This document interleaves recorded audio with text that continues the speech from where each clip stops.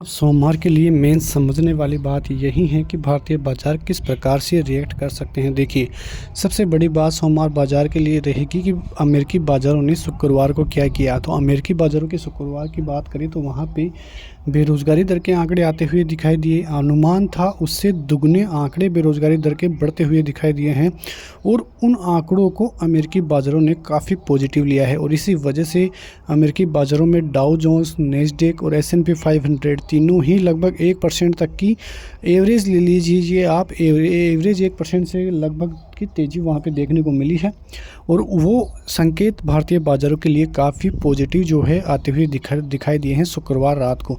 तो अमेरिकी बाज़ारों में काफ़ी ज़बरदस्त तेज़ी का मूड माहौल फिर से बनता हुआ दिखाई दिया है, लेकिन भारतीय बाज़ारों के लिए जो अब नेगेटिव संकेत है वो नेगेटिव संकेत रहेंगे। पहला जो नेगेटिव संकेत रहेगा वो रहेगा क्रूड ऑयल, क्योंकि जिस प्रकार से ग्लोबली सेंटिमेंट बिगड़ते हुए दिखाई दे रहे हैं वहाँ पे क्रूड ऑयल में ज़बरदस्त तेज़ी का मूड माहौल देखने को मिल रहा है। ठीक है, तो भारतीय बाज़ारों के लिए काफ़ी नेगेटिव हो जाता है यदि क्रूड ऑयल में ज़बरदस्त तेज़ी देखने को मिले। देखो, ज़बरदस्त तेज़ी का मतलब ये है कि जब क्रूड ऑयल 70 के लगभग था और पिछले 3 से 4 सेशन में ही क्रूड ऑयल लगभग 78 से 80 रुपये के लगभग होता हुआ दिखाई दिया है, तो वो एक बहुत ही नेगेटिव इम्पैक्ट भारतीय बाज़ारों पर डालता हुआ दिखाई दिया है। और जो भारतीय बाज़ारों में पिछले 2 से 4 सेशन में गिरावट देखने को मिली है, लगभग ऊपरी लेवलों से 5% तक बाज़ार गिर चुका है, जो कि एक नेगेटिव संकेत भारतीय बाज़ारों के लिए आगे के लिए भी देखने को मिल रहा है। आगे के लिए मतलब आगे आने वाले 2 से 4 दिन भारतीय बाज़ारों के काफ़ी कुर्सी रह सकते हैं।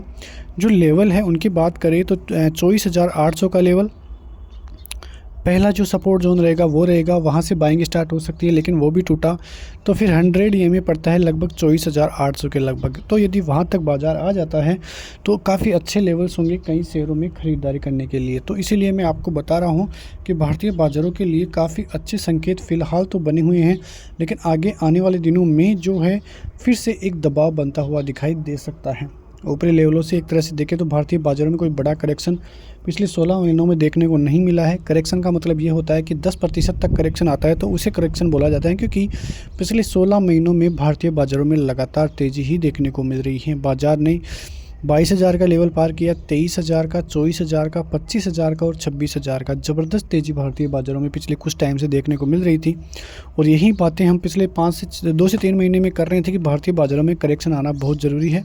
तो ये इस प्रकार का करेक्शन है कि कोई भी ये रिटेलर नहीं मान रहा था कि ऐसा बड़ा करेक्शन बिना वजह आ जाएगा, लेकिन वजह सबसे बड़ी वजह थी चाइनीज़ मार्केट, जहाँ पे ज़बरदस्त FIIs की बाइंग देखने को मिली और जो बाइंग हुई है तो वो सेलर्स जो है वो भारतीय बाज़ार से निकल कर ही गए हैं। भारतीय बाज़ारों में पिछले कुछ टाइम से यानी कि पिछले 2 सेशन में ही करीब 22 से 23 हज़ार करोड़ रुपए का माल बिका है। तो आप अनुमान लगा सकते हैं कि जो कॉन्ट्रैक्ट 3.5 लाख कॉन्ट्रैक्ट पॉजिटिव थे F&O में, वो बदल कर अब केवल 1.5 लाख ही रह गए हैं। तो आप समझ सकते हैं कि किस प्रकार की सेलिंग भारतीय बाज़ारों की तरफ से देखने को मिली है। तो ये सेलिंग भारतीय बाज़ारों को काफ़ी इम्पैक्ट करती हुई दिखाई दी है।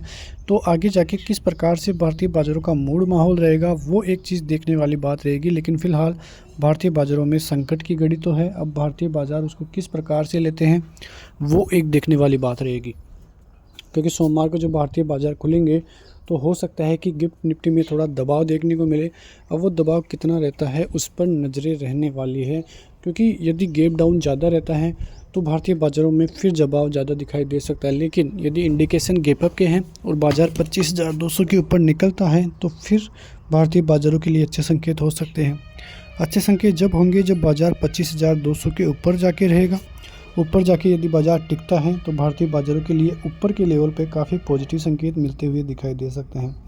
वैसे फ़िलहाल चाइनीज़ बाज़ारों की वजह से भारतीय बाज़ार काफ़ी दबाव में है, लेकिन एक चीज़ जो कोई नहीं बताएगा आपको कि म्यूचुअल फंड्स के पास करीब 2 लाख करोड़ रुपए का कैश पड़ा है और यदि वो कैश म्यूचुअल फंड्स ने काम लेना चालू किया, ख़रीदारी चालू की, तो भारतीय बाज़ारों में ज़बरदस्त बाइंग आ सकती है। मतलब जो DIIs की बाइंग है वो ज़बरदस्त है, लेकिन और ज़्यादा ज़बरदस्त हो सकती है यदि जो म्यूचुअल फंड्स हैं उन्होंने ख़रीदारी चालू की तो ये खबरें भारतीय बाज़ारों के लिए काफ़ी अहम रहने वाली हैं, इन पर आपको नज़र रखनी है।